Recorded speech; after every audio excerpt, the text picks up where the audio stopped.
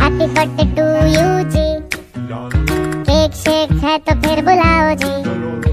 ऐसे ही तुम बुढ़े होते रहोगे, हमको उससे क्या मतलब बताओ जी। हैप्पी बर्थडे टू यू हाँ जी, तो इस पे इतने खुश क्यों हो ऐ भाई? तुम तो बरसों पहले ही निकल चुके हो, तो बर्थडे वाला नाटक ये क्यों है भाई?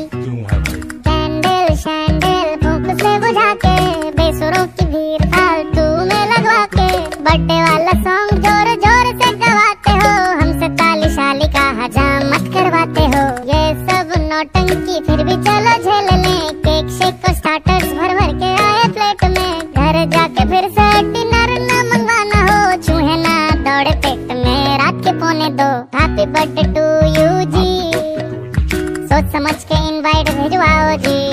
अगर पेट पूजा का फुल इंतजाम है तो ही न्योता कंसीडर करेंगे जी। हैप्पी बर्थडे टू यू कह दिया है जी, तुम और भी बुढ़े हो गए ओ तेरी